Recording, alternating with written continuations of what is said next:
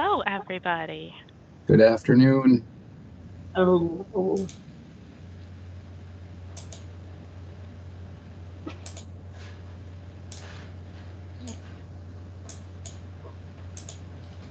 We've got folks filtering in from the lobby, but it looks like most of us who are on the line are in the meeting. So I guess, excuse me, I will simply say welcome to Beat Office Hours once again. We're so grateful to have everybody here to join us. Um, Quick reminder that we do have this one set up like the other office hour settings as a meeting session, which means if everybody could take a minute and make sure that you are muted when you mean to, or when you're not actively trying to speak, that would be excellent. It'll make it a better audio experience for everybody involved. Um, so this is, another of those times when we really kind of mean to keep exactly to that office hours promise with an informal environment, which is just meant to be you asking questions and us providing answers to the best of our ability. Um, with that said, I also do want to start. I was reminded that we should just lift up and call out the fact that the schedule for our state challenge process includes, I guess at this point, 37 days of a challenge submission phase, right? So beginning from March 25, now continuing through 11:59 p.m. On Tuesday, April 30. With that said, the rebuttal period for each submitted challenge is a 30-day window that is triggered from the date that you are notified of the opportunity to rebut the challenge. That does mean that challenges that were included or that were accepted and therefore made available for rebuttal in the first several days of the challenge process do have a little bit of extra time associated with them due to the fact that we had those bugs with the notification emails in the earliest days. But for those on the line who are ISPs in particular, but everybody who's an eligible challenger theoretically has an opportunity for rebuttal, whether that's directly in your own dashboard or through the open rebuttals. But there is a listing of the date that a rebuttal, the last available date to review, deadline to review is what that column is titled. And so we do want to remind folks that as much as we're all thinking about challenge submission through April 30, then we also want to encourage folks to keep an eye on rebuttal opportunities. But that's really all I've got. Just that reminder about both things happening at once. Obviously, rebuttal opportunities are going to stretch forward in general, but each one does have a deadline associated with the date that opportunity became available. So with that, I'm happy to open it up for questions and folks to use that raise hand button as much as you're able.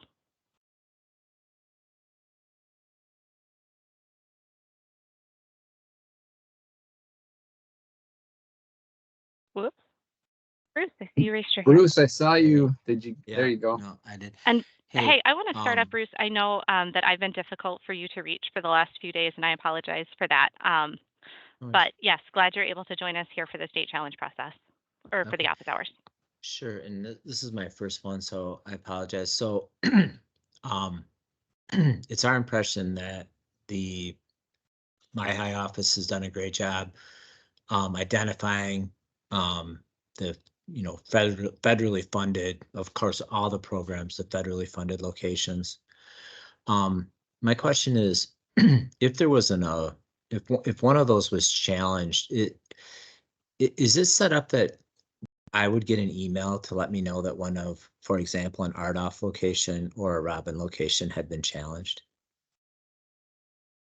Um, Is there notification of that, or without me having to go in and click on every single location, how would I know? Does that make so sense? yeah, it does. It depends just a little bit on the type of challenge that might be filed. I am imagining, for example, if someone were to file an availability service available challenge, another like mental heuristic, real quick, for just how to think about that is essentially a request, right? That their service to that location be added to the list of service that's available at that location. So Mhm. those availability service available challenges flow through to the open rebuttals list. And no individual ISP is notified of an availability service available challenge, right? Because Okay. it's not a challenge to service that you provide, but instead is a challenge saying here's information to add, right? Not modifying anybody's report of service. Okay. So those challenges don't have any sort of notification. They just appear in the open rebuttals list and they're available equally to all. Um, but locations that essentially when a challenge is submitted that directly seeks to modify something that an ISP had listed for the location, that notification should flow through, right? So if someone were to submit a type N, not part of an enforceable commitment challenge, the standards we would look for the evidence, right, are all outlined in the user guide, and that notification should then flow through to you. Okay. Thank you. Yeah.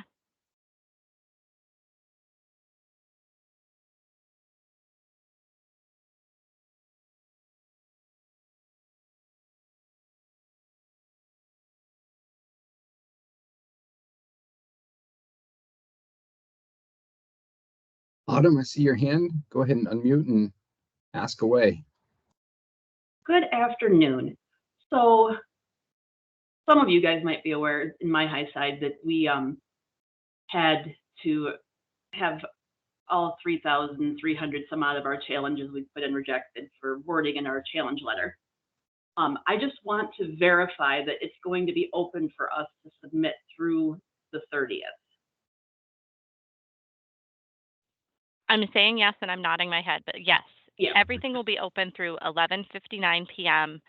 I mean, in all honesty, it's actually until like the very stroke of midnight. But let's try not to do it in that very last minute. Right, right? Yeah. Yeah, until the stroke of midnight at the end of April 30th. All righty, wonderful, wonderful. Thank you. Yeah. On And that, oh, go ahead, Aaron. I just wondered if it might be worth lifting up the last 5-day piece Mhm. of that It notification absolutely versus is. not notifications. Yep. Go ahead, Aaron. If your challenges come in the last 5 days leading up to the 30th, we likely won't be able to get back to you. Up until that point, we're going to do everything we can.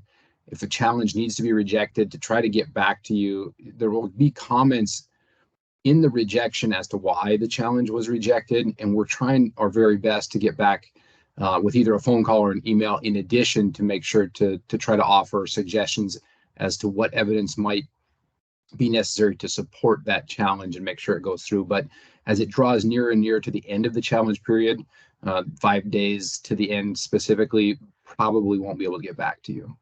Yeah. And that is also going to be true for rebuttals, right? Is that what we have committed to throughout this process and continues to be true, is that we will, if we have to reject evidence or reject a rebuttal, just like if we have to reject a challenge based on a gap that we see in the evidence, we will provide to you feedback about what that gap is, and to the extent it's applicable, if we have guidance on, Autumn mentioned that we did need affirmation of certain specific things in an attestation that she was submitting as part of evidence. And we can provide that feedback. But we are also mindful that we anticipate a lot of challenges to come in toward the end of the process.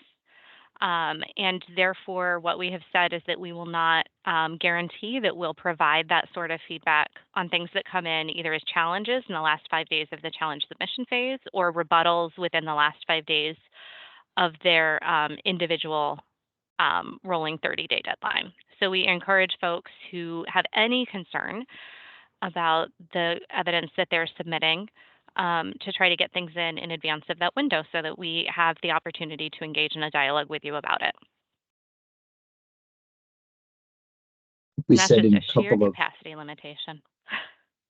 couple of office hours ago, tried to put out this idea that as you're thinking about your evidence and preparing your evidence, to look at it from an outsider's perspective. Would somebody who's not a part of my organization or my township or my municipality be able to look at this evidence and understand what I'm saying and why, as to why this location is being challenged. That's really how we're looking at the evidences. Certainly they have to line up with the content of what's requested in the user guide, but as making it as clear and concise as possible only works to your benefit when you're submitting challenges.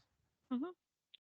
And I think too, as Aaron and I keep passing the mic back and forth here, I'm going to drop into the chat this link to the April 3rd additional guidance on evidence memo. Oh my goodness, that showed up with a terribly ugly URL, but that's what it is, and it's available on our website. That does try to walk through that guidance with you. This is guidance that appeared, in our webinars the week of March 11th. It appears in our user guide, but what we tried to do on April 3 is lift up and focus, specifically kind of walking through a couple scenarios to demonstrate what we're trying to describe. And so that is a useful document, we believe, if you haven't already had the chance to get familiar with it.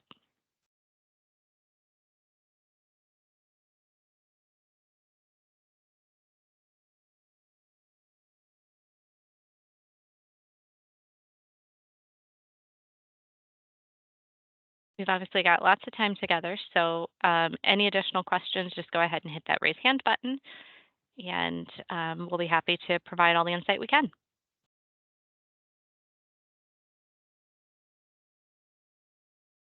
Mitch Shapiro, go ahead. Okay, yeah, I've got just a quick question.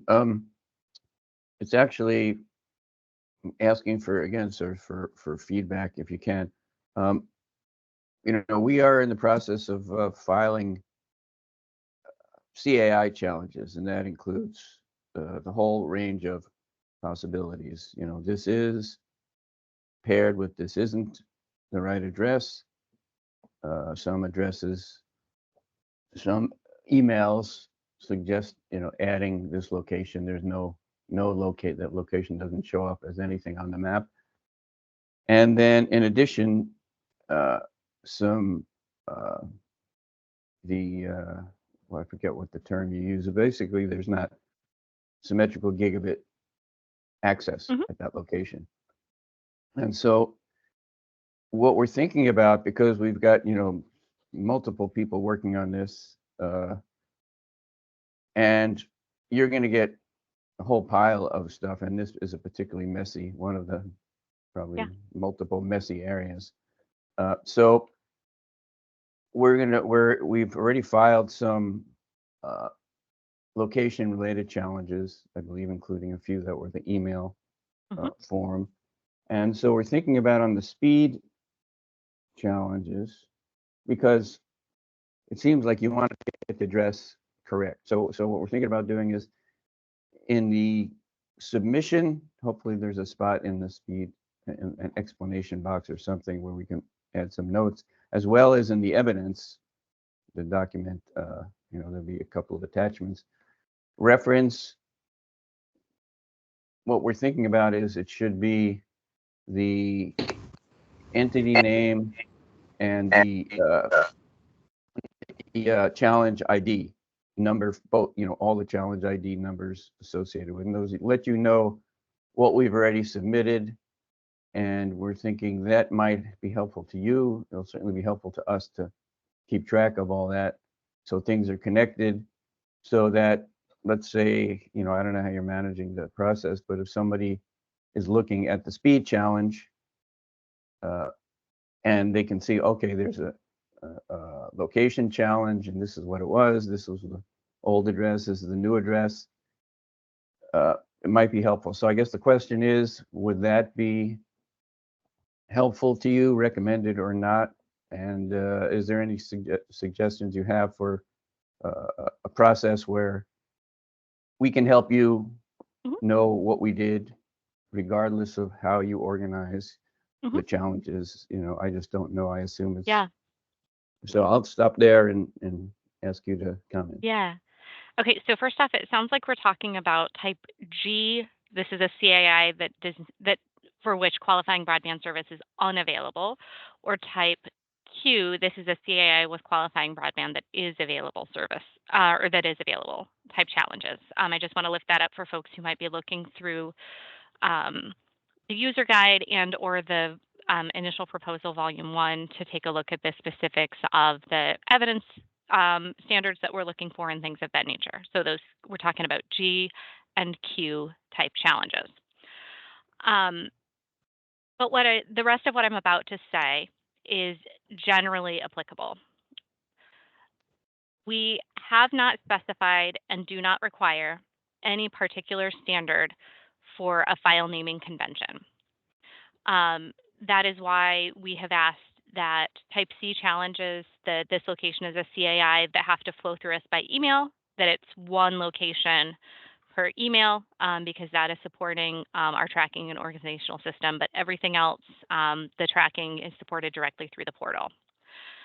With that said, whatever you need to do in your side on your processing to make sure that you're submitting the file that you mean to submit that is relevant to the challenge that you are supporting, relevant to the challenge that you are submitting and wish to support, is obviously a firmly recommended best practice, because what would be probably the most frustrating outcome for everybody, especially if it were to occur in those last 5 days of a challenge or a rebuttal, where the practice there is just going to be that we're going to have to evaluate and make decisions on what's in there without necessarily having time to have a conversation with you about gaps that we see. We're just going to make that decision, accept or reject. So the worst and most frustrating possible outcome would be that you had done the work to collect evidence that meets all the standards and you had walked through that process and then you attached evidence that was relevant to something else, right? If you got it crossed with you were working both with challenges relevant to the senior center and the daycare, and you flip-flopped and had those evidence files in the wrong place when you've done all of that good work. So whatever you need to do to put things where you need to put them with the correct challenge is absolutely the recommended best practice, but we do not have requirements for file names, is the short answer. Okay, well then we'll go ahead, unless you think it's a bad idea, we'll go ahead with including references to our location related challenges in the speed challenge. So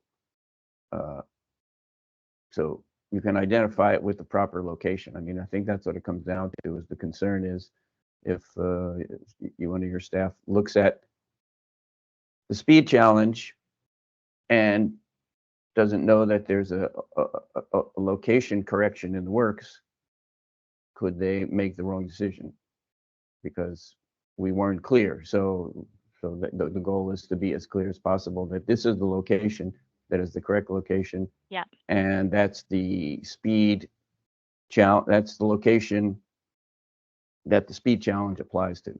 Yeah, and that's why the G and the Q challenge types are unique to CAIs to cue off of the fact that there is a different service or a service speed threshold for qualifying service for CAIs versus quote unquote standard BSLs. So sure, right, it is an intense data tracking effort, but the unique challenge codes related to CAIs versus standard BSLs support us, and we're working really, really hard to make sure that we follow that tracking protocol. Okay, thanks. Hey, Mitch, an attestation letter or a screenshot or something showing us, I think what I hear your concern that because those are two different parts, when you're talking about a CAI that maybe isn't on the map, a screenshot showing us that, and an attestation that you emailed the MyHigh office, and you still have the other part of the two-part thing, the challenge to do, that would ensure that someone reviewing that challenge knew the whole picture, knew the whole story. So I'd encourage you to add that as a part of your evidence. Yeah, great point, Aaron. Good. Okay, yes. All right. That sounds good. Thank you.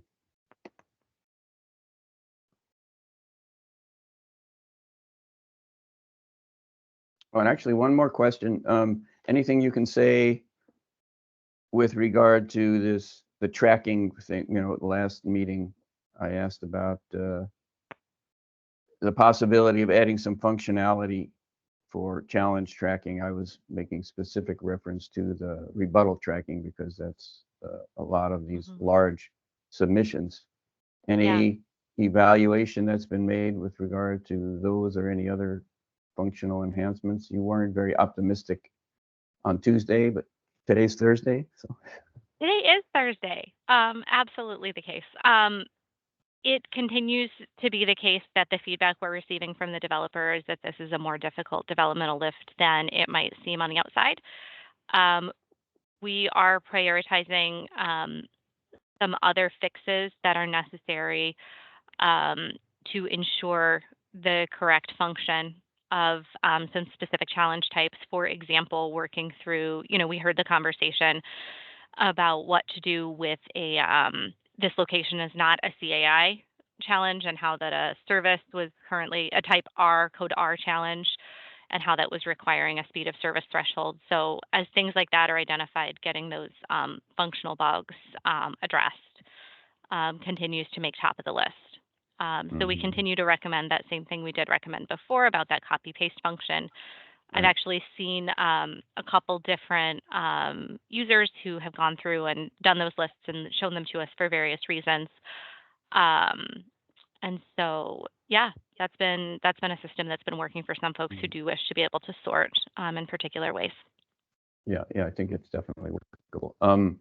And so is it possible that this is not a CAI, that speed, that unnecessary and somewhat confusing reference for speed may be removed shortly? We're working on it. Yeah. The recommendation right now would be exactly what Jason had lifted up on Tuesday's call. And so we'll just lift that up again, which is to say, go ahead and just put in a low value, right, to step through that field as we work to get that programming updated and then tested and then pushed out to production. But I think that one is moving forward soon. Okay, great. Thanks. All right. I see a question from Joelle. The latest round of the Reconnect program is open now, and the application period will end 5/21/24. If an ISP receives a grant in this round, how will those locations be treated? And that is an absolutely excellent question. To be entirely transparent and entirely frank, a lot of broadband offices around the country have had concern about Reconnect 5 and the intersection with the BEAD State Challenge process. It is going to continue to be the case that we're going to work with NTIA to figure out exactly how we can update and prioritize any change in status of those locations. With that said, nobody should be moving through the challenge process on the assumption that a location is going to be awarded in Reconnect and make any decision about whether to not submit a challenge based on an expectation that a Reconnect award would be available. So essentially, this is a watch this space, but don't assume anything about what USDA might ultimately do in terms of making an award at a particular location as you are making a decision about how to challenge, whether and how to challenge.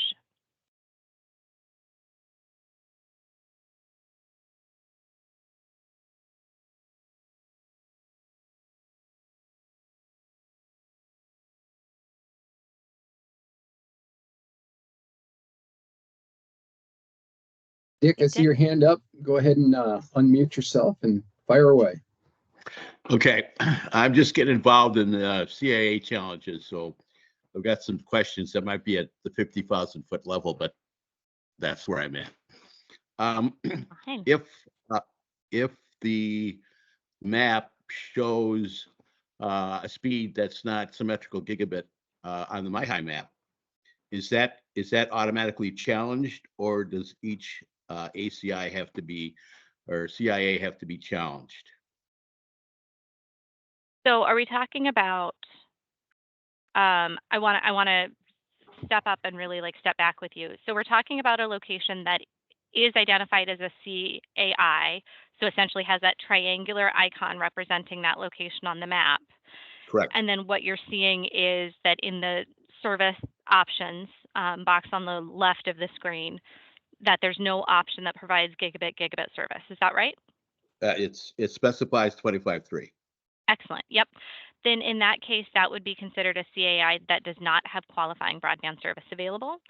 And that location should be represented with a red triangle. If you're seeing something different, then if you toss us an address, we can take a look. So it should be a red triangle? Yes. Okay, I'll check that out. Also, I've got some locations that are on the MyHigh CSV that are not identified on the MyHigh map. For instance, the senior center, EMS, and the health center, there's no information relative to anything except all it says it's served. There's no identification of speeds, funding, provider, challenge, etc. Okay. And we're talking again specifically about CAI locations, right? Yes, they do have the triangle. Okay. So yep, so they're appearing on the map. So as everybody I think is aware, the underlying data set that informs what you see in the Michigan State Broadband Portal begins with the FCC data collection, the FCC BDC cycle. FCC has a specific obligation and to collect information about broadband serviceable locations, but many CAIs, again, due to FCC rules and policy and practice, many CAIs are not represented and reported on the map. That is why, that is a key portion of why we had to go through the exercise of defining what categories of organizations are considered CAIs here in Michigan, reporting what data sources we use to gather information about exactly which organizations fall within those categories, and then working to represent those on the map. So once those were located on the map, they don't map directly onto BSLs in many instances. And so we used a proximity analysis to determine if those CAI locations that did not essentially land on top of a BSL did in fact appear to have service that meets that gigabit symmetrical threshold. So all of this to say that the things that you're describing right here, where you have a CAI that's showing up as green, but there's no particular listed provider, is something that makes sense to me and is not a bug in the portal itself. Instead, it's an artifact of the fact that those CAIs were identified through the data collection that MyHigh describes in Initial Proposal Volume 1. And then we laid that proximity analysis based on knowledge of infrastructure on top of it to identify whether that location was believed to have gigabit symmetrical service or not. This is where the state challenge process comes in. If we're wrong, based on that proximity analysis, about whether or not that CAI location has qualifying broadband service available or not, assume just for a second, right, that that's a library and the library director had called up the local internet service provider and said, I want to get connected to fiber. And the local internet service provider had said, I will not build to you because of whatever the reason might be, or I will build to you at an excessive cost. Then those types of things would be evidence that, or would be evidence that could be used for a type G. This is a CAI with qualifying broadband service unavailable challenge. And the specifics of what we'd be looking for there are outlined in the user guide. There's some good bullet points there on page. Hang on while I scroll. On pages 30 and 30, yeah, all on 30, for specifically what we'd be looking for as evidence of those types of challenges. And what document was that? This is the user guide.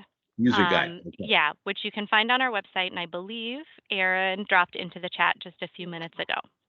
Right. Okay. Well, basically, we have no gigabit service on the island, so by definition, there's nothing there. Yep. So,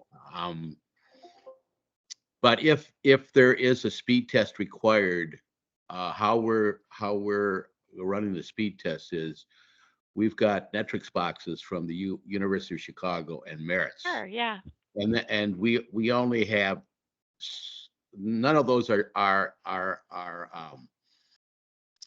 CIAs. So will we have to provide a different? Well, with that, I presume then we have to go through the other Merit platform to submit individual tests. Is that correct? So there's a few different layers there. The first thing I would say is that individuals are not eligible challengers when submitting on their own behalf.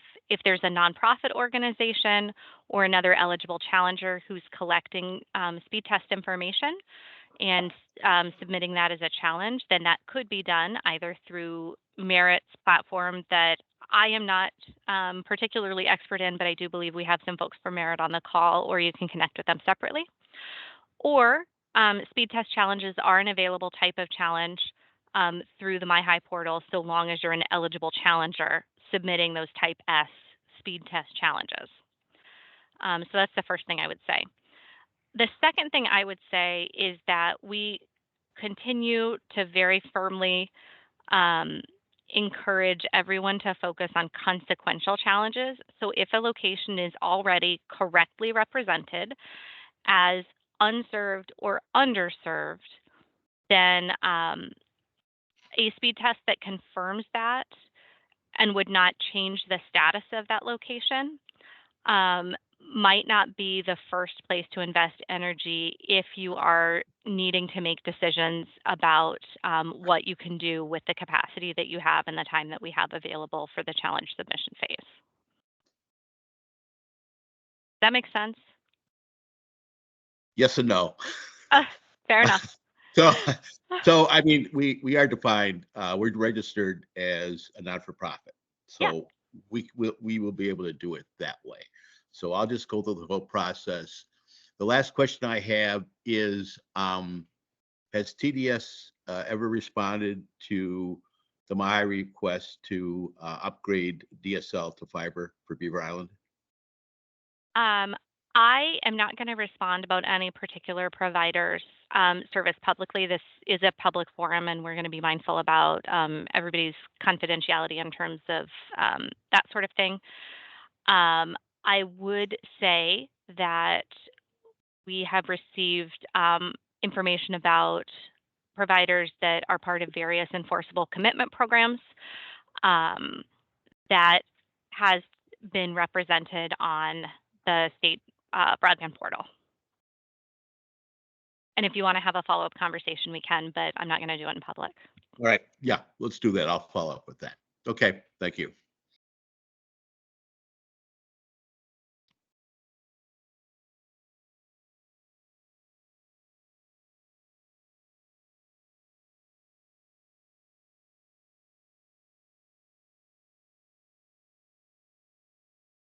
Amen. Go ahead, Mitch. Okay, I'm looking at that page 30 that Jessica referenced. Let me just find it here. It says the MyHigh office may accept any of the following evidence. Okay, so any of the following evidence. Then on one of the bullet points, if there is an available internet connection at the location, challenger must provide, and there's a list, the name of current provider, the type of technology delivered, speed of the tier, speed tier of the current plan, a recent bill, photo of the gateway. Is that an and all of those things? Because I'll just give you one example where we have a CAI that what they had time to do was to note the service provider and the speed tier in an email. And we also have other evidence that there is no other network there, and the provider It's that any of they're the working following. with Yeah. has no. I'm Mitch, sorry, those are it's- Sorry those to are interrupt any you. those are any or bullets. Any or. Oh, okay. All right. So I just wanted to make sure. I know that's kind of nitpicking, but you know, language is important. So thank you for clarifying that. Yeah, that would be tough probably for you to provide all of them. So any of those. Okay, just wanted to make sure. Chris, I see a question in the chat from Chris. She says, to be clear, the funding layer on the MichiganBroadbandMap.com has been updated as the state gets info about new enforceable commitments. And the answer to that is that we had gone through a deduplication process in advance of launching the Michigan Broadband Map.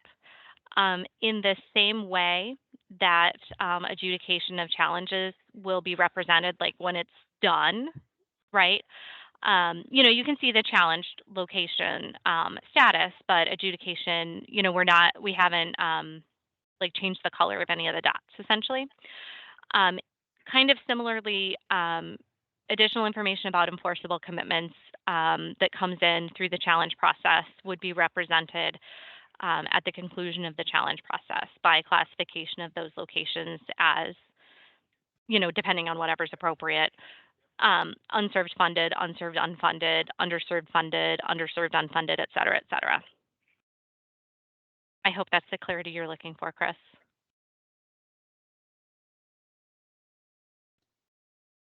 Well, if I can piggyback on that one, does that mean, because we have been confused about the possible EACAM in the county.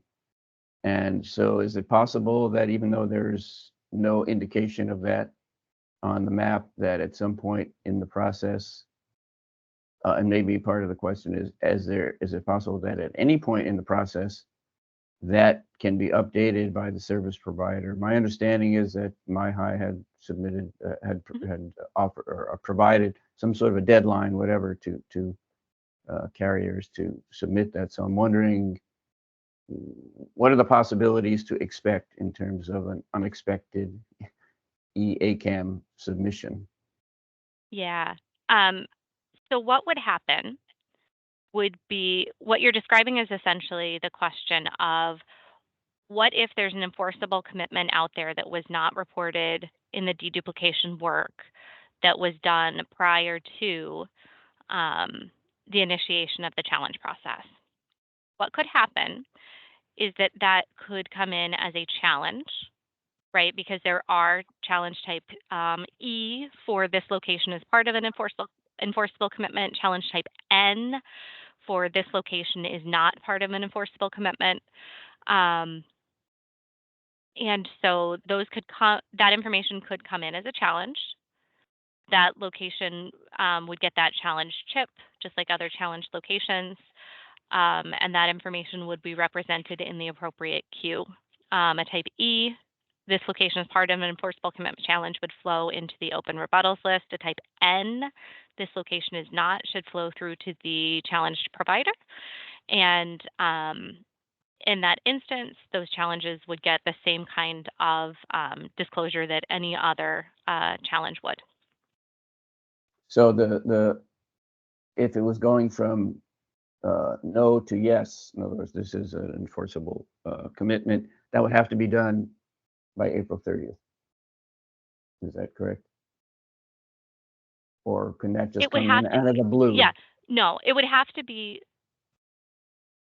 This is actually not completely distinct from the question that Joelle asked in the chat, right? Joelle is asking about the specific Reconnect 5 program. You're asking about enforceable commitments. Reconnect 5 might be a little bit distinct, actually is distinct though, because it is something that could occur and the awards will occur in the future, whereas the EACAM that you're talking about is a funding program that has already been awarded and the information is available. And so essentially, yes, challenges based on existing information would have to be submitted by the deadline of April 30th. It is not to say that all challenges that are submitted on April 28th, 29th, and 30th are necessarily going to show up on the map, you know, in real time with that challenged chip. There's going to be some amount of processing time where we review the evidence with those incoming challenges and accept or reject them before things can show up on the map. But yes, the shortest possible answer to the question you're asking is, would that have to come in by April 30th to be considered? And the answer is yes. And do you know of any evidence with regard to EACAM where that is the official final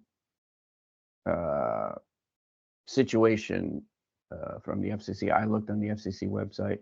The only thing I found was months, goes back to 2023. It seemed to be a final document, but from what I've heard, just sort of through the rumor mill, whatever, that, it's unclear. So is there a definitive source? It's already in the past. It seems like there should be some documentation where this is the definitive EACAM arrangements. What I can tell you is that we worked through the process of requesting the information that we needed to appropriately represent EACAM and other enforceable commitments on the map as best we were able, including by reaching out individually to participating providers who had accepted an EACAM award so that we could represent that information on the map. Yeah. Okay. Thank you.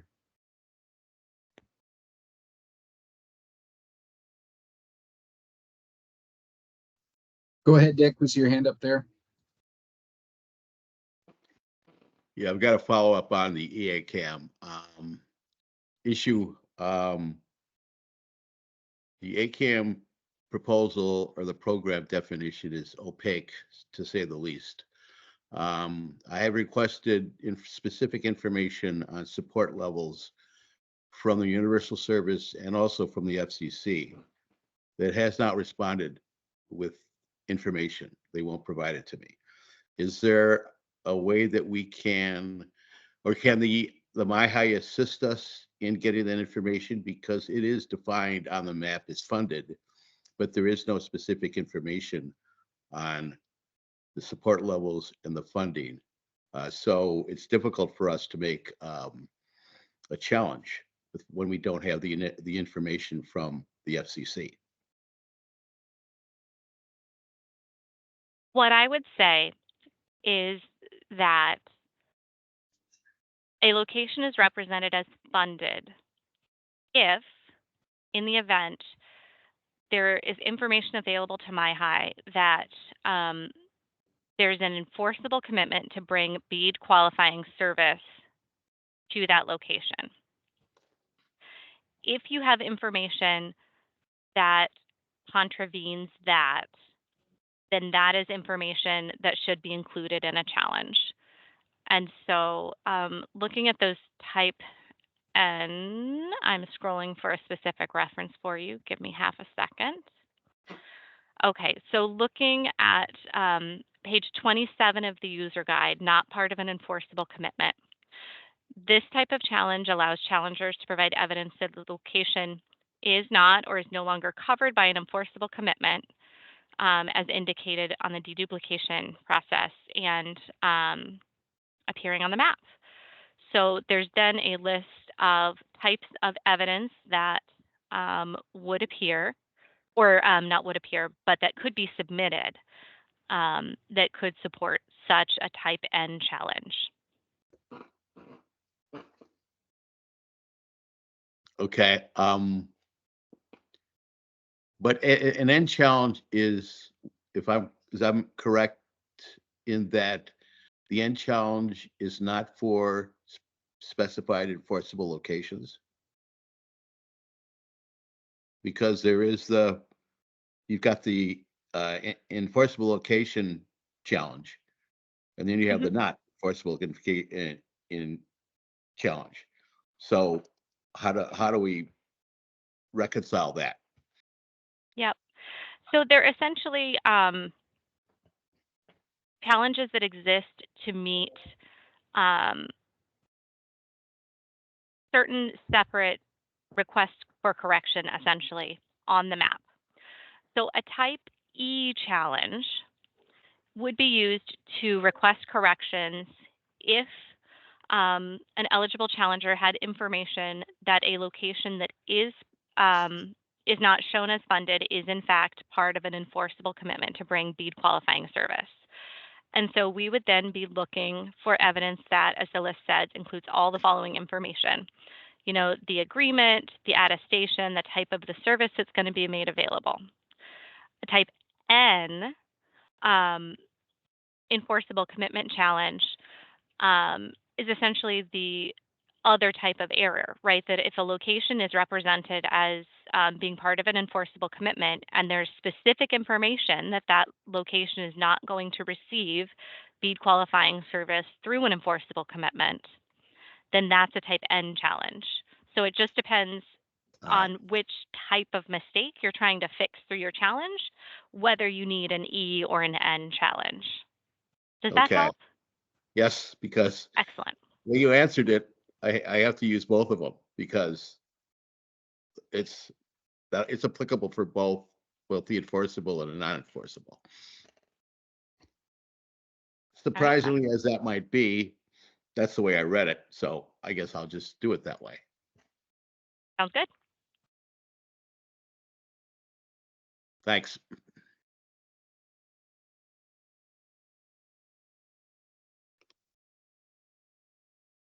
If there's nobody else who has a question that they want to raise right now, then I might put our federal program officer, Ben Feynman, on the spot, as I think that he might have some information he can share that would better inform the answer to Joelle's question about Reconnect. Thank you, Jess. And better might be a strong word, but Different? I I'm don't know.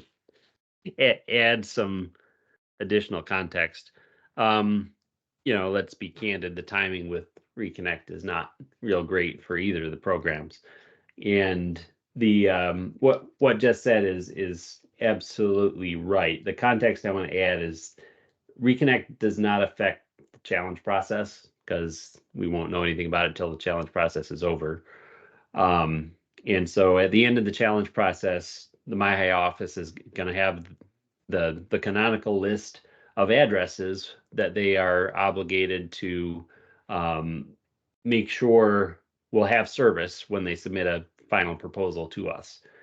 Now, the nuance here is that as part of that final proposal, some of those addresses, the answer might be they will receive service not from BEAD, but from a program like Reconnect. And so the takeaway for folks on this call, well, it's kind of twofold. One, we're not going to have duplication of funding. So if a Reconnect project goes through in Michigan, we aren't also going to award BEAD funding to that. But two, for providers that might be thinking of applying for Reconnect, it's a good idea. We encourage, you know, apply early, apply often. The program that goes through first essentially gets precedence. So I don't know if that helps or not, but that's the additional context. That's helpful, Ben. I always find it helpful when you're able to bring in that additional federal perspective, and we appreciate you taking the time to join us. So thank you.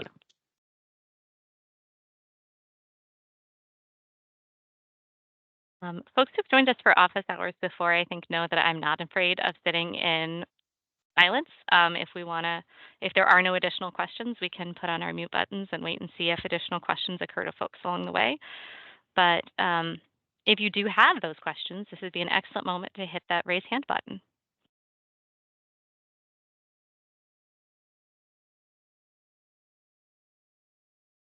All right. Hey, Mitch. So just following up on the discussion about the Reconnect, what do we know about the schedule of Reconnect? I know there was a reference to May 21st, 24. But that's just for submission? That's the deadline for submission? Is that correct? Or is that a deadline for decisions? I see that Ben has put his camera on, so we'll let him take that one. Yeah, so, and this is not my area of expertise. My recollection is that is the application deadline. Application period is open now and ends on May 21st. What I don't know is if the USDA has put out a timeline for making the awards.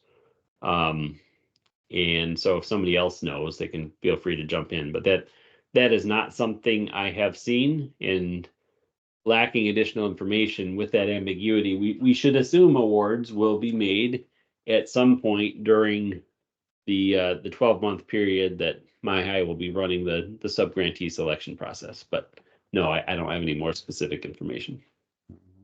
Okay, well, I guess everyone is aware that could be a problem. I got an email from an ISP and, complaining about the uncertainty, the extra uncertainty that throws into the mix in terms of the whole process, which doesn't just affect the ISPs, it affects, I assume, My High and everyone who cares about this stuff. So it's probably, I suspect there's nothing more that any of you can say about that, but it's,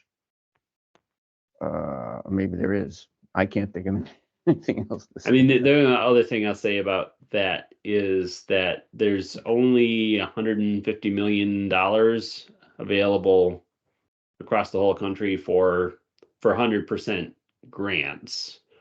And then there's additional pools of funding for tribal, for some things going on in Alaska, for persistent poverty areas. And then there's some funds for 50-50 loans and 100% loans. The takeaway here is it's not a trivial amount of money by any means, but it's a much smaller pool of funds than the BEAD fund that we're all talking about today. So it is a confounding factor. I don't think we're going to see, massive reconnect awards across the state of Michigan that are going to throw off the whole BEAD subgrantee process. Yeah, that's helpful input. And in terms of, again, the schedule, is it typical, and if anyone knows in past reconnects,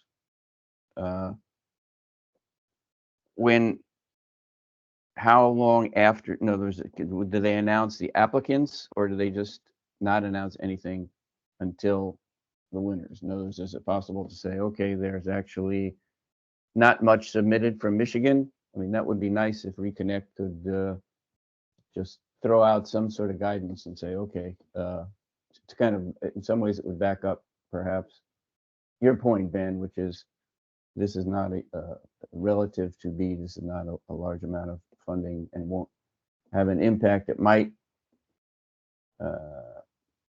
take a little bit off all the uncertainty pile that ISPs and everyone is facing. But I guess that's not really a question you folks can speak to, unless you know that it is a practice of Reconnect to USDA to release some information shortly after the submission deadline. No, I would not assume to have any information until awards are announced. Okay, thanks.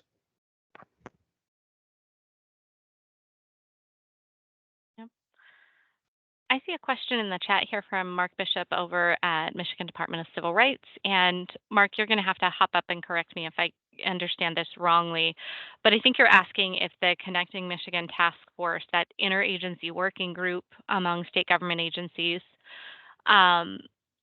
is going to have some like a recap report out session on the challenge process. And the quickest answer to that is that there is not a CMIT task force meeting, unless I'm missing it on my calendar, scheduled, definitely not before the conclusion of the challenge submission period.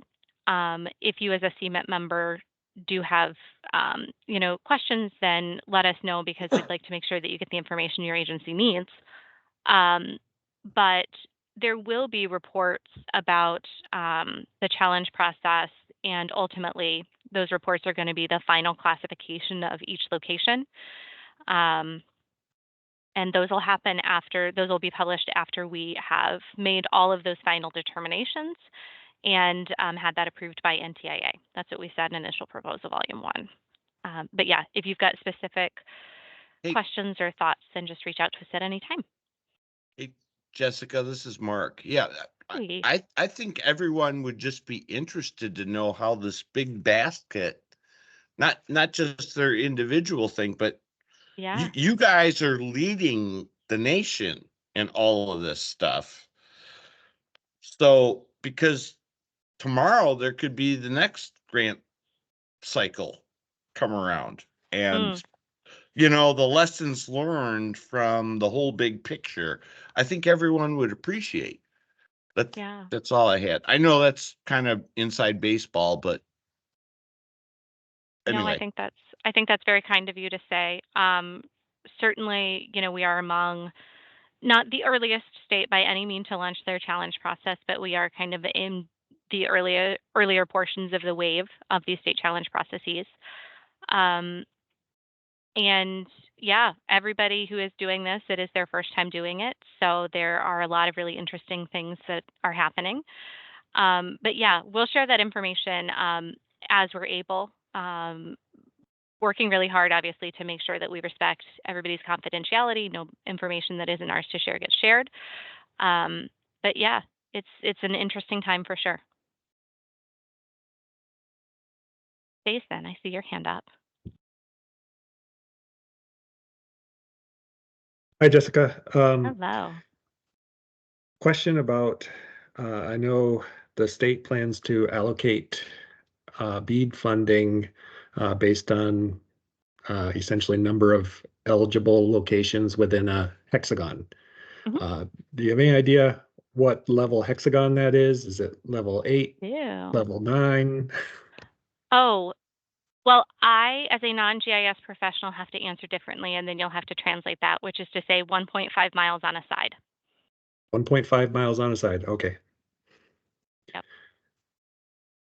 Second question, has there been any statewide resolution to that misclassification of residential locations with that have a business class service going past them? We are continuing to work on that query. I don't believe that you would see anything in the portal at this moment, but we are farther along than we used to be and continue to watch this space. Okay, that's I reassuring. wish I were able to be a little bit more concrete, but I'm trying obviously to be careful there. It does create a lot of anxiousness. I because, know. you know, when we're trying to guide, you know, communities and individuals, that does create a lot of anxiety. Yeah. This is one of those things that was an artifact of the way data was classified by FCC in between the drafting of initial proposal volume 1, where you can see what we contemplated as that pre-challenge modification versus where it was on BDC version 3 as of 2/7/24. So we're trying to fix it, you know, as we've discussed on previous office hours calls. And I think I read correctly in the challenge modifications document where fixed wire cellular fixed wireless Mhm. has been classified as underserved. Yeah, there's a specific pre-challenge modification related to, I'm going to find the citation for everybody because I know what we're talking about and you know what we're talking about, but I want to make sure everybody does. So we are looking in initial proposal volume 1 on page, I want to say it's 5. yeah, it's 5.2.4 section, page 15 of the document. And yes, if a location's only service that qualified that location was due to cellular, I'm so sorry, I'm going to start that sentence one more time. I got lost in my grammar there. If the only service that provided a sufficient speed to classify the location as served was cellular fixed wireless, then regardless of the reported speed of service, that location would be classified no higher than underserved, if that makes sense. It is entirely possible that a location could have a cellular fixed wireless service, but also have other forms of service, and those other forms of service might affect the classification of that location, right? So it's not just because you have cellular fixed wireless. It's if and only if that cellular fixed wireless signal is the one that's providing the service speed that puts you in the served category, that modification would be applied to your location. And Jason, I'm afraid I misspoke a minute ago, and I want to say real clearly, Hexagon's 1.5 miles in diameter, not per side. I think I said that wrong. Yep, I see what Aaron posted there. So Excellent, thank you. so yeah, I'll figure out what I know. Like in the FCC data, there's hex level 9 and hex level 8, and which level you're using helps determine whether or not a location actually falls into a hexagon Sure. On the map. So Yeah. And to be very clear, once we have this final set of BEAD eligible locations, we will publish that map with the 1.5 mile hexagon overlay. So we will provide, similarly in the same way that we've kind of we've used the phrase kind of the single point of agreement or single point of truth around the Michigan broadband map.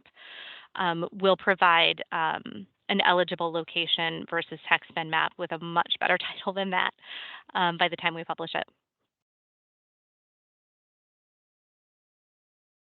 yeah, okay. So it looks like it's just a little bit bigger than a regular state township range section. I have no knowledge that allows me to do anything other than nod my head and say, sounds right. Yeah.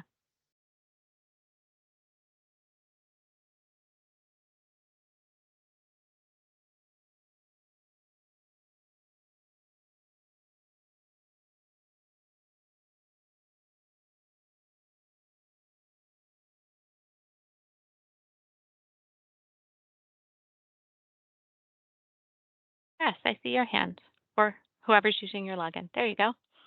I had a question about the open. Can you flip your mic down? It's flipped up right now. Good idea. I had a question about the open rebuttals. Yes. How long will those be open, or are they related to when they were created? They are related to when they were, I'm going to say something that sounds fussy, but it's an important difference. They are related to when they were accepted into the challenge process. So just like any challenge, there can be a small lag between when they're submitted and then when they're reviewed by our staff, at which point that accept or reject deadline, or not deadline, date is established. That is a key date for calculation of the response deadline. So it depends on that date from notification that the rebuttal is available. And just to be clear, so the reverse availability challenges, when an ISP says, actually, I do provide service to that location, those are going into the open rebuttals. They are, yes. So if I was like a local government, I might want to look through the open rebuttals to see if, you know, a provider had claimed to serve homes that right now on the map appear to be unserved. You sure might. Yeah. Okay. Just clarifying that. Thank you. Yeah.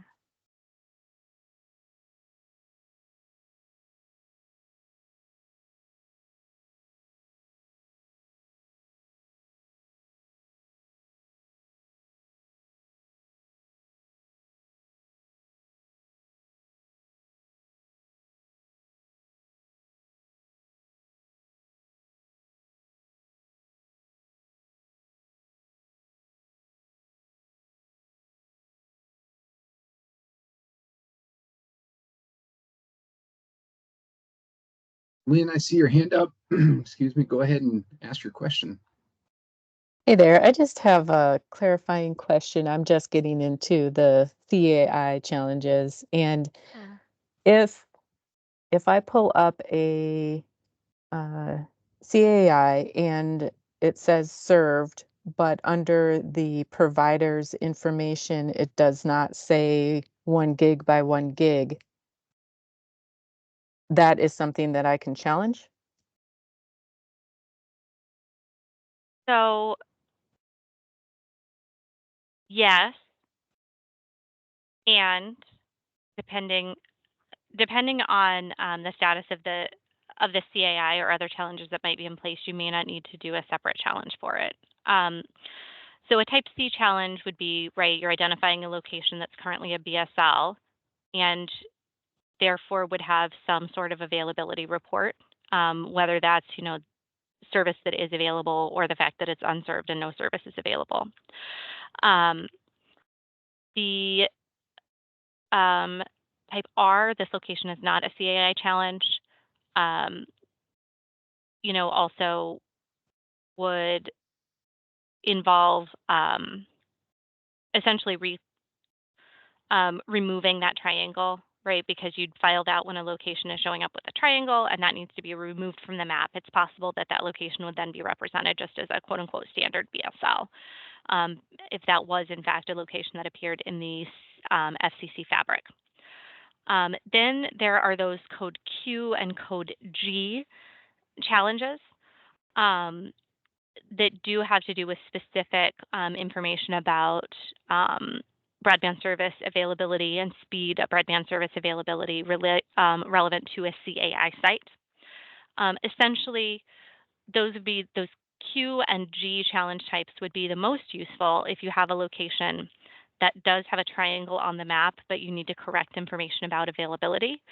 That's probably the very most useful with those locations that are affected by the proximity analysis. So their current service state is kind of our best estimate as to whether they're within 500 feet of fiber or not. And so this is a long way around the answer to say, yes, it is a CAI challenge type that you might submit if you do have information that's more specific than what we're able to discern based on that proximity analysis. How much did I muddle the water and how much did I help? Ask again if you need me to clarify that better. No, that was good. Thank you. Okay.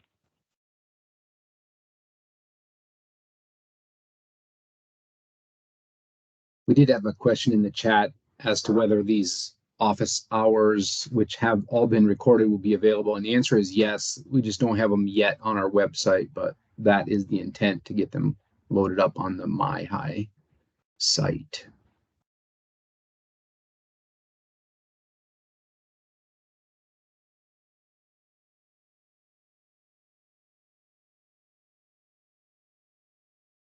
With that said, Bryant, if you do have, particular questions, you should feel free to ask them here, whether you think they might have come up in other office hours or not. Now, I'm probably a person that would listen back and wonder about what questions I didn't think about, and certainly we'll get those available for that reason. But if you do have questions, just raise your hand and we're happy to field whatever they might be.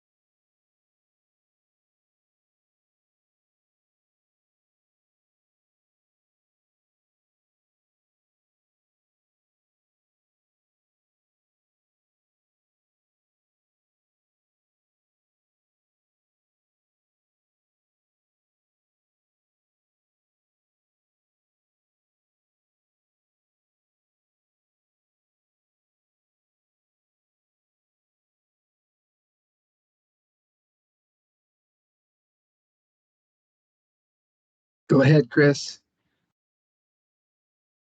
I think I know the answer, and I think you covered this a little bit ago, but I just want to be sure I understand. So if I were a CAI, or maybe I'm just looking out for the CAIs in my community, and I look up a CAI in the map, and it's got a green triangle, which implies that it's a CAI and it has high-speed internet. But then I look at the provider information, and there's not a provider that provides at least a symmetrical gig. Yeah. Is that location already noted as, like, you know, they're not getting CAI level service today, or so that group needs to proactively say, so the greenness of their triangle doesn't reflect their CAI level. This is what I'm wondering. Yeah. So the greenness means that there was no specific provider information available for this location. The reason that happens is that this CAI was added to the map based on its location as developed through the research we did.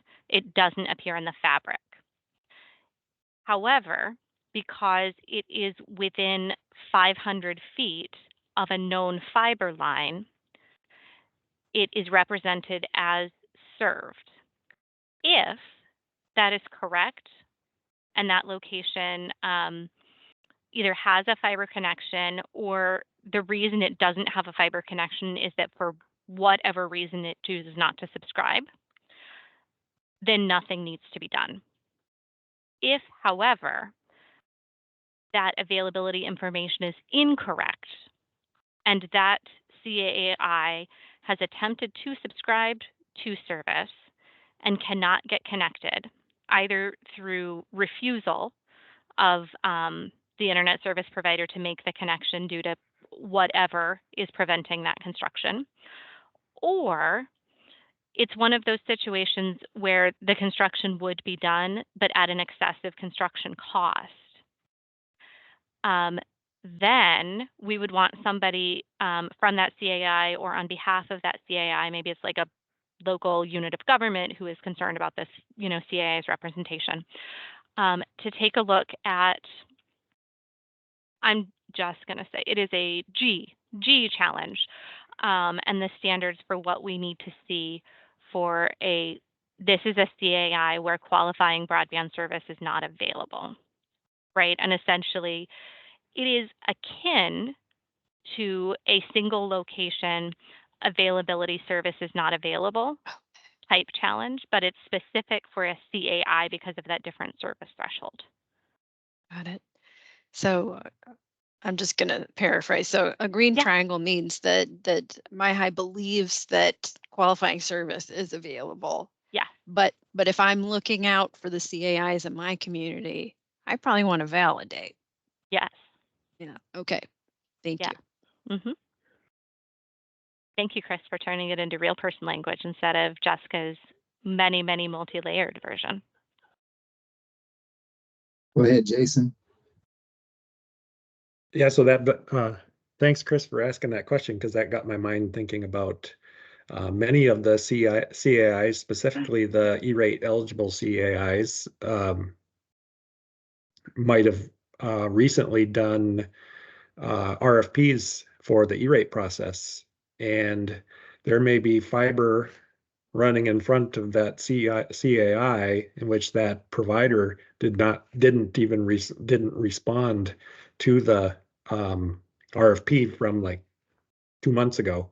Mm-hmm. So that could be evidence that a CAI could challenge that, even though there's a fiber line there, that the provider did not respond to a public request for service. Yes.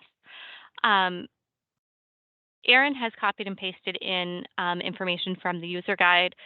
I will just read out the sentence that appears in page 25 of Initial Proposal Volume 1 describing these Type G challenges. A specific example of what we'd be looking for is evidence that the CAI has tried to acquire qualifying broadband but has been unsuccessful. So it sure sounds like we're describing similar things there, doesn't it? Yep.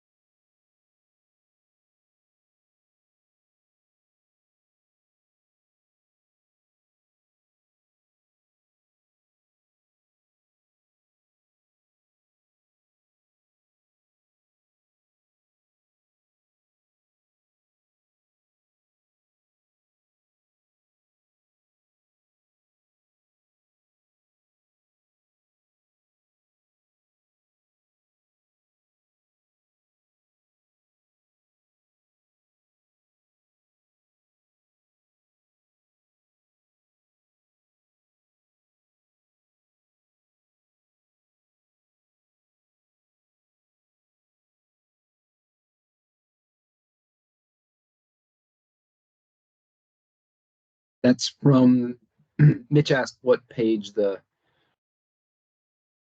code G CAI qualifying broadband unavailable is from. That's from page 30 in the user guide, Mitch, the broadband user guide.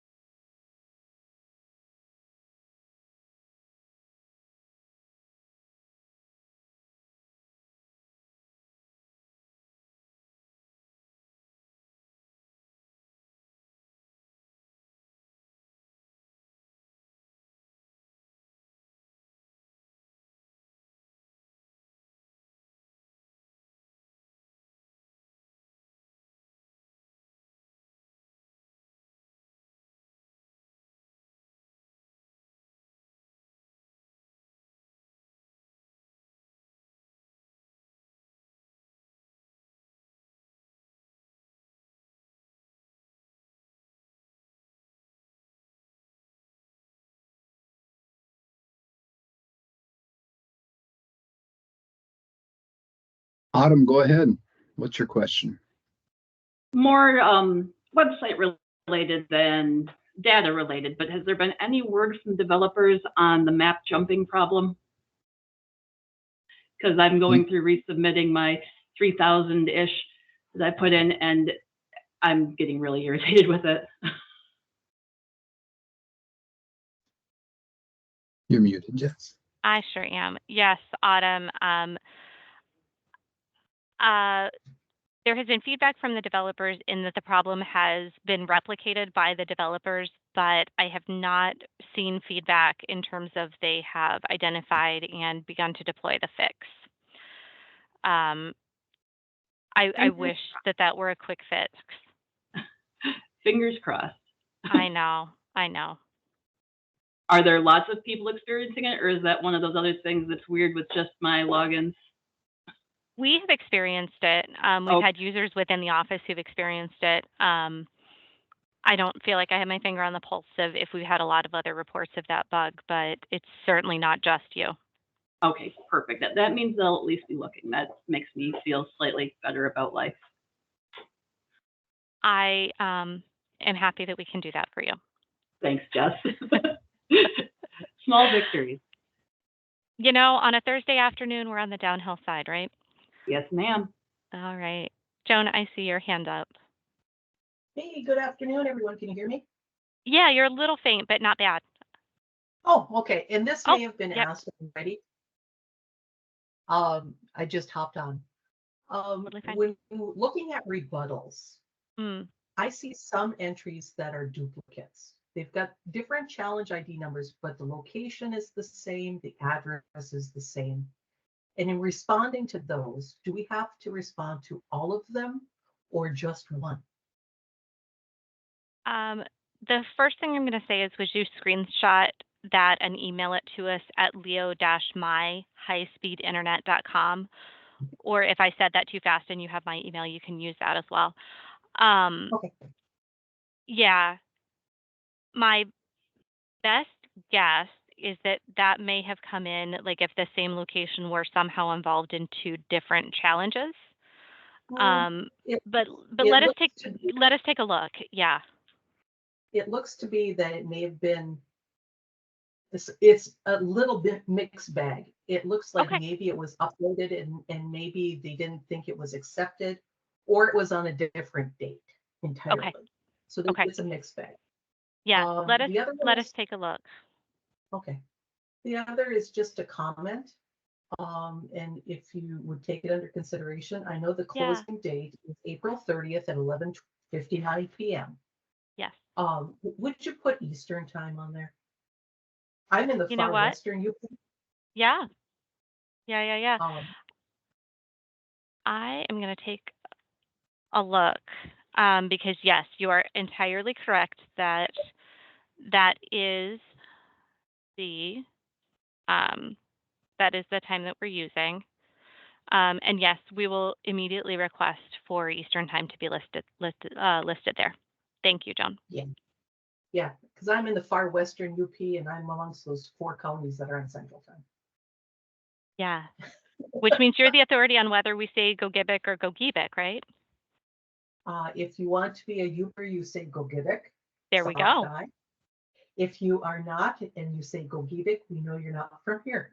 Well, that sounds like a very useful tool that you have at your disposal there. So if you want to fly under the wire, you say Gogebic.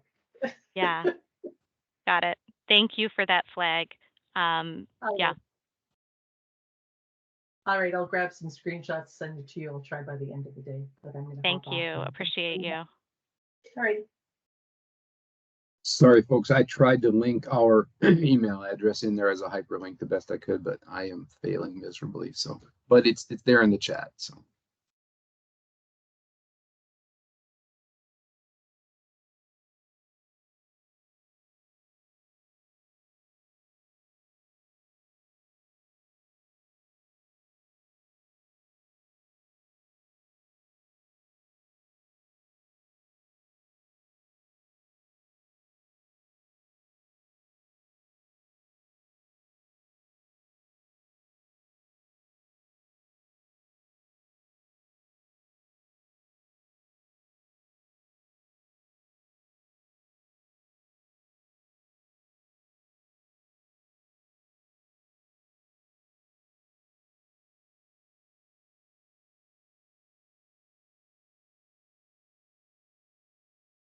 I don't know if this will make you folks happy or sad, but we only have 3 more office hours scheduled during the challenge process. I'll link those dates in the chat as well.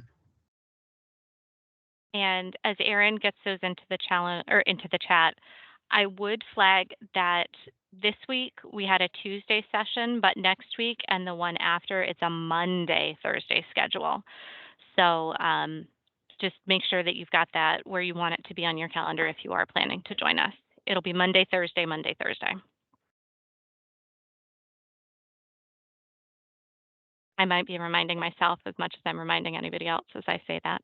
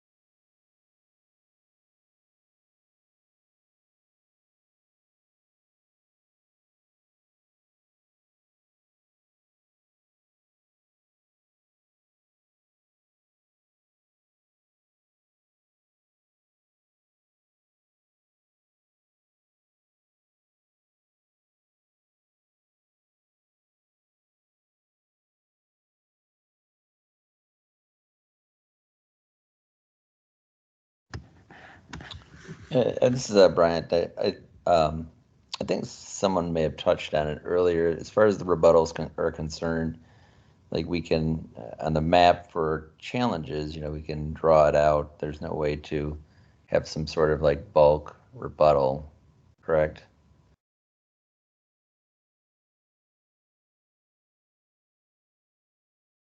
Jess, you're muted. Sorry, we can't hear you. No, it's all right. I don't know what it is that this time I've lost that skill. Anyway, it is correct, Bryant, at this time that what you see in there are individual lines. The absolute top of the line, most urgent update that the developer is working on right now is reinstating the bulk challenge opportunity. It will not be a situation where you would use a polygon or draw on the map for a bulk challenge rebuttal. It would, however, be the ability to select, like a large group or an entire bulk of rebuttals and submit those all at once. That one is very top of the list. Yeah, that would be nice. Wouldn't it? Yeah. From a very back end perspective, very shortly before we launched our challenge process, NTIA issued additional guidance on the reporting that we, MyHigh, have to submit at the end of the challenge process regarding all our final determinations. That led to the way that the formatting looks right now on the back end. And so we're working to put back that bulk challengeability even in a way that is still compliant with that feedback, or not that feedback, that guidance from NTIA. So that's a behind the curtain kind of view on why it looks the way it looks at this moment. But like I said, top priority to fix. Okay, but probably not going to be fixed this time around, or? There's no such thing as any other time around on the Bead State Challenge process. This is the Bead State Challenge process. So I don't have a timeline. I can say that as soon as possible, it will be pushed. That update will be pushed into production, but I don't have a timeline because it depends on the developers getting it right. Gotcha. Yeah, fingers crossed. Right? Yeah. Thank you.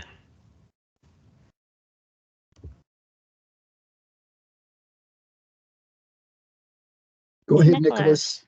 I'm so glad you were able to see my email and hop on. Thanks for joining us. Yeah, of course. Thank you. Yeah. So yeah, just the question about the reclassification of fixed wireless, cellular fixed wireless as underserved. Completely understand that, but just wondering about the response time that we were notified for that. Like we received a notice yesterday, but it says it's due on the 23rd. Is that going to be changed to 30 days from now, or how's that working? Yep.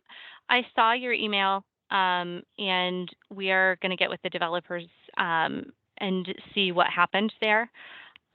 We know that there were bugs about notifications before, and I heard a comment earlier today that they were looking to see if there were any ongoing issues with notifications. Without commenting specifically on what's going to happen with your specific set of rebuttal opportunities, what I will say is that we are committed to ensuring that everybody gets 30 days from the date of notification to provide rebuttal to challenges filed against their service. Okay, I appreciate that. Yeah. Thanks for joining, and thanks for Of course. bringing that to our attention. Yeah, thank you so much.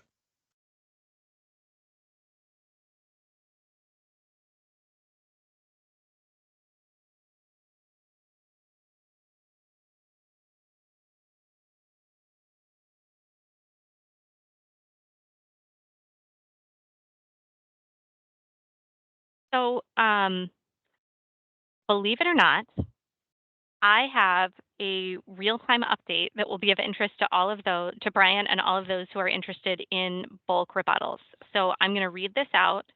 We're also going to make sure that we share this, in additional guidance outside of here. But since we're all together, then I'll share this feedback right now, which is to say ISPs should be able to bulk sustain and bulk rebut challenges. In order to do so, they must click on one of the challenges within their bulk challenge. So you are going to want to look on your dashboard within rebuttal opportunities and make sure that you're looking specifically at a challenge that has something filled in. It's going to look like a long string of random letters and numbers under bulk challenge ID. Those are the ones included in that bulk challenge. So when you click on it, then a pop-open window appears to the right. You'll be familiar with that as the place where you can look and see information about that specific challenge. There should be what is described in this message as 3 dots the users can click on. From here, they will have the option to bulk sustain or bulk rebut. So, like I said, I'm reading this here in real time. It's the first time I'm seeing it. So I've not had the opportunity to test that, but it sounds like that functionality should now be turned on. And for those who are interested, then go ahead and give that a try. Let us know if it doesn't work as the developer is describing in your particular instance. And hopefully that'll meet your needs, and we will get additional guidance on that released out so that folks can see what's going on. So there we go, office hours 208, new functioning enabled.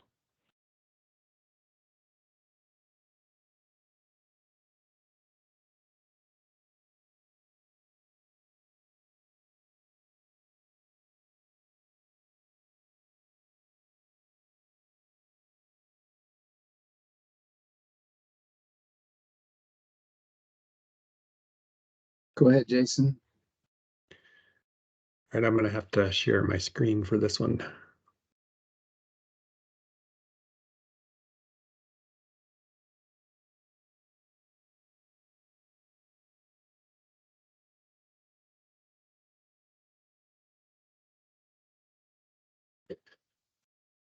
Right, so this is a general plot of the cable provided locations in the UP. One of the things that we're seeing in the data are these outliers. You can kind of see them scattered around, and we know absolutely that, you know, cable tends to run in lines, and it's extremely rare that they would have a location that far away. So is there anything efficient that we can do when we find these outliers that are one or two locations that are half mile away from closest infrastructure. So is the question then, is the question having to do with, like, is there a bulk challenge option available? Is that really the question? Is there a bulk challenge option? Is there a some way to avoid having to go into every one of these little locations, every one of those locations, and challenge that service is actually available there, because it's technically not possible. Yeah. So the very first thing that I want to say, and I'm not sure how much comfort this actually is or not, is you are identifying a question that is under our attention and very much under discussion. Let me log. I'm actually going to play with this a little bit in a testing environment and see what I can see here.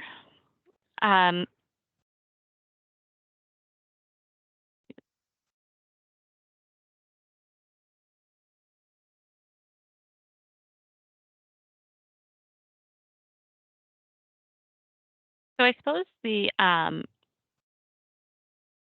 maybe very first thing I would say is, if you're doing this as an availability service is not available challenge, if you draw a polygon that includes both some unavailable and some available locations, and then go into that bulk challenge service, availability service not available, it shows you providers included in the selection. It shows you the identity of the provider, the technology, and the speed association, and then the number of locations in the selection. And so it's probably not possible that you could draw a polygon that encompasses, all of these locations, but it is probably quite possible that you could do a grouping of somewhat smaller but still bulk challenges that capture kind of the outer edges of the technology. And I think that would be the recommendation there. So it would be okay to have locations in that polygon that are technically not being challenged. So yeah, as you draw the polygon and you open up that bulk challenge window for availability services not available, you challenge a particular provider and particular technology. You choose from the drop-down menu which provider and which technology you are challenging, and only those locations that have that provider giving that technology that fall within that polygon you've drawn would actually have the challenge applied to them. Does that make sense? Yes. Yeah. Okay. Yeah. So that's the recommendation there. You can't probably capture all of them at once, but you also don't have to necessarily do them onesie-twosie.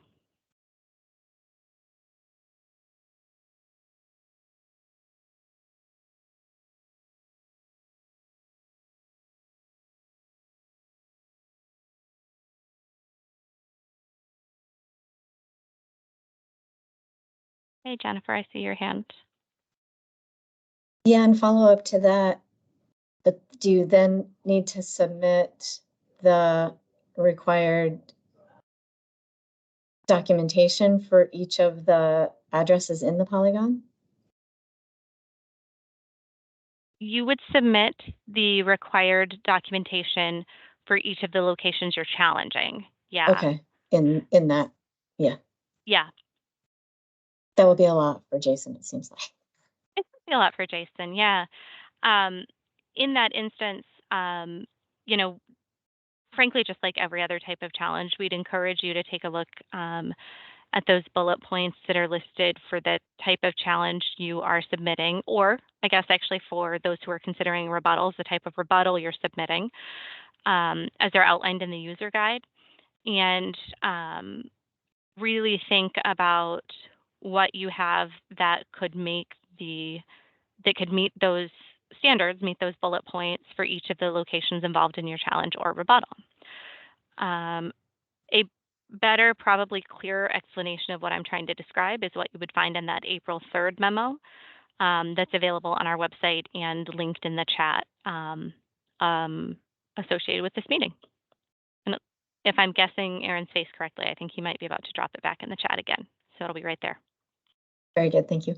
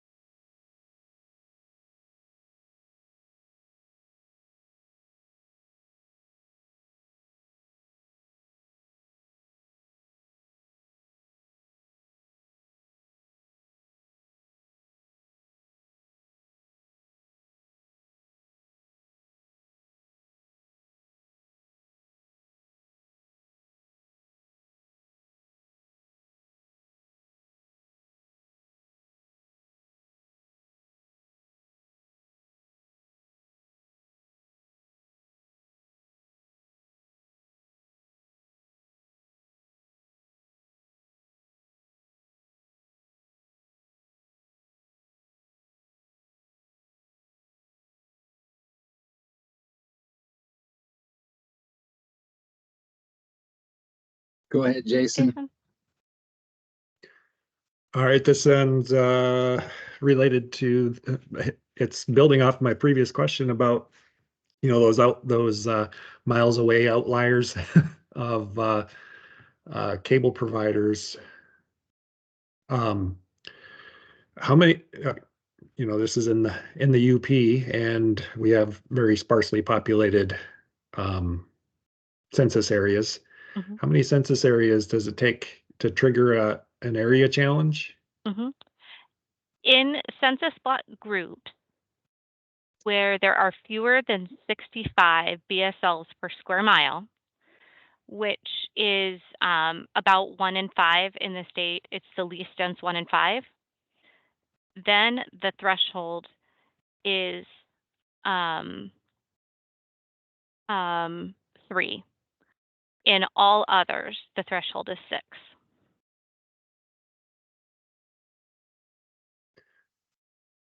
Okay, that might save me some time.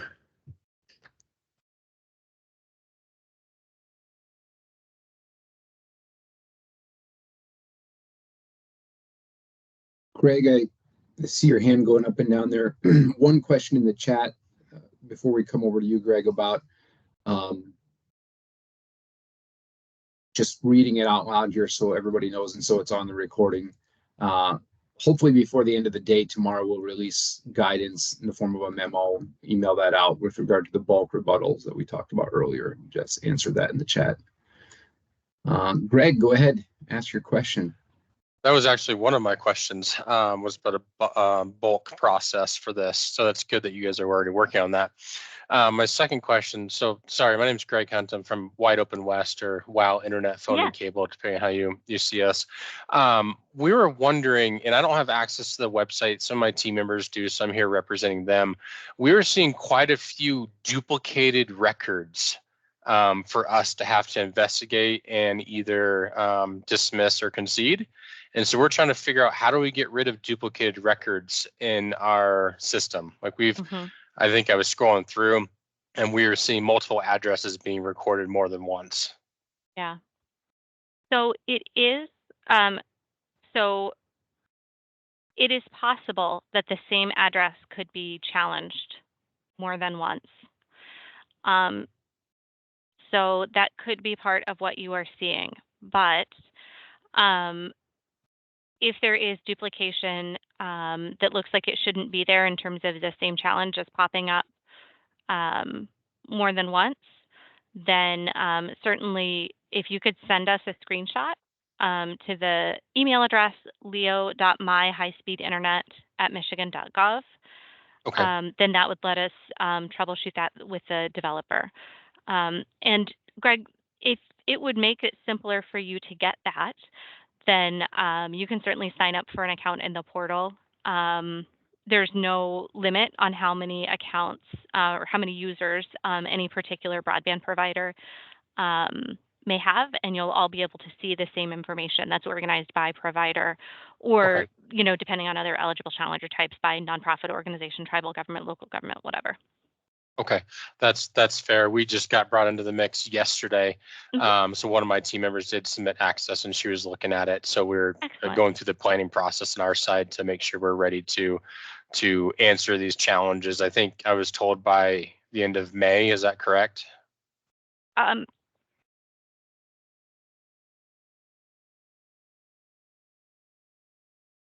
No problem. 30 days from when they were accepted in the portal.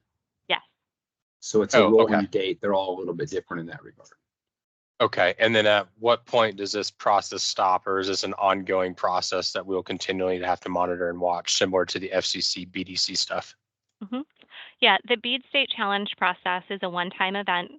Our timeline is that we have been accepting challenges since Monday, March 25. We will continue accepting challenges all the way through Tuesday, April 30. Rebuttals have a deadline, exactly as Aaron said, of 30 days from notification that the challenge was accepted, and therefore there is a rebuttal opportunity. That said, there is every possibility, we anticipate we live in a deadline-driven community, right? We anticipate Mhm. receiving a large volume of challenges in the final few days of the challenge process. Mhm. And so I just don't want you to start scheduling everybody's vacations on May 31st with some sort of an assumption that you're going to get notified of the final challenges accepted as Mhm. of April 30th, right? Okay. There may be a couple of additional days where we're finishing up those reviews and acceptances and rebuttal opportunities. Okay. What I can tell you is that we are required by NTIA to complete our challenge process within 120 days. And so when you count 120 from Monday, March 25, that takes you to Monday, July 22. So we Mhm. will be all done with our final adjudications as of that date. Okay. And another follow-up question to that, this has probably already been asked, but and I don't foresee us not responding to all of our challenges, but if we do not respond, are you guys going to automatically concede those as if we do not serve those areas? Yeah. It's outlined in initial proposal volume 1 that challenges that are not rebutted will be sustained, right? So they'll Okay. be accepted and carried forward. Okay. And then do you guys report that back to the FCC if someone were not to respond to those, or does that only stay with you guys? So the BEAD program is overseen at the federal level and administered at the federal level by NTIA. That's our administering partner. And so we take our information into NTIA for their review and approval. There is not at this point, unless Ben is still on the call and wants to hop in and correct me, there is not at this point a formal process for taking BEAD state challenge data into the NTIA or into the FCC process.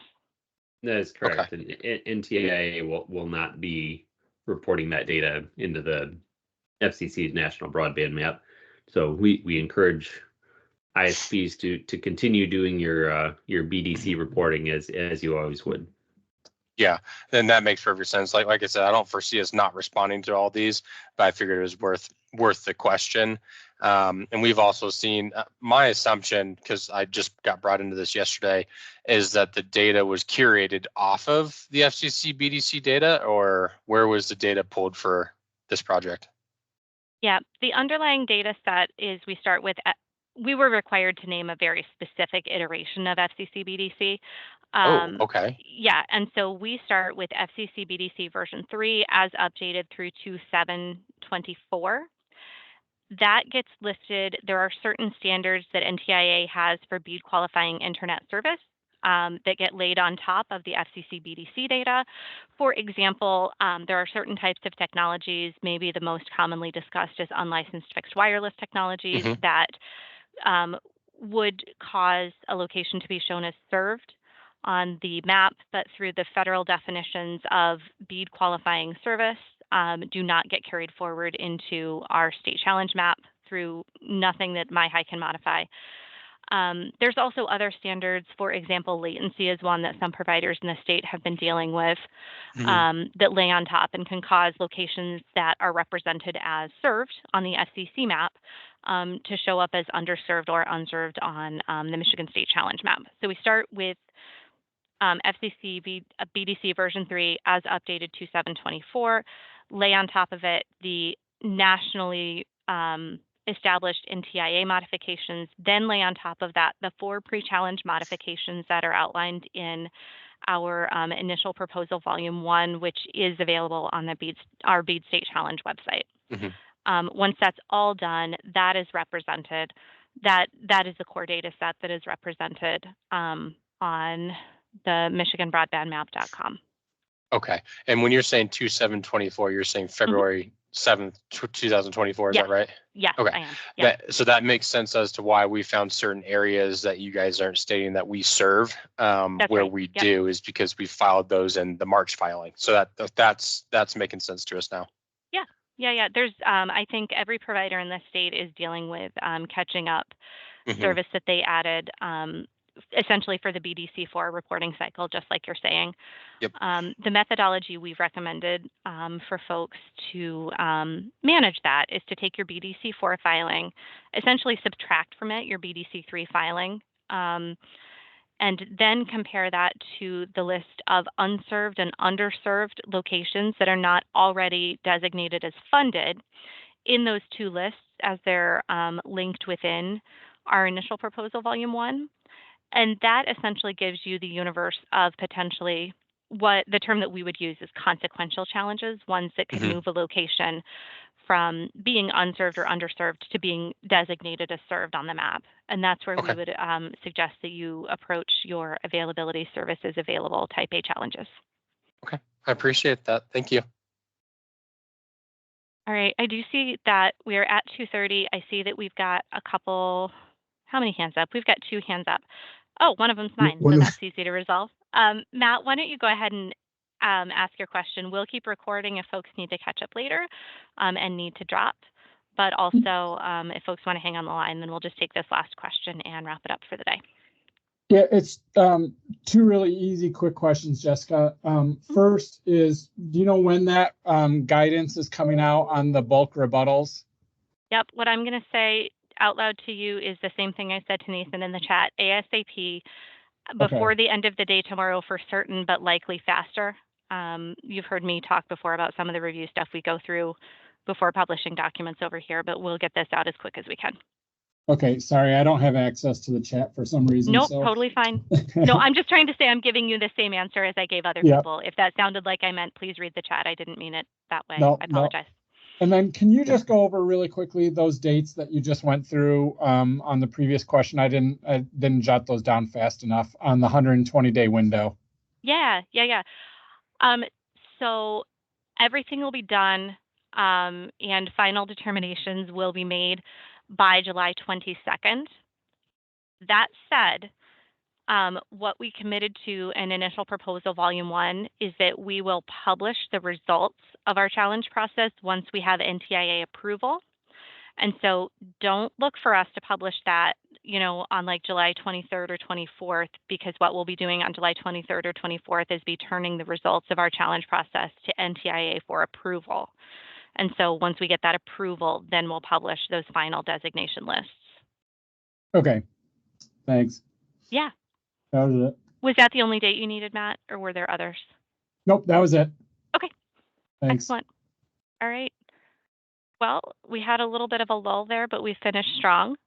We will look forward to seeing as many of you as are able and interested to join us next week on Monday, 12:30. It is a different link for the meeting, so make sure that you grab the correct link when we switch kind of from the Thursday and Tuesday cycle to the Monday cycle. It's just important to join by the right link, but we'll get that link around when we circulate this additional guidance. So thanks everybody for your time and for your engagement in the process, and we'll talk to you again really soon.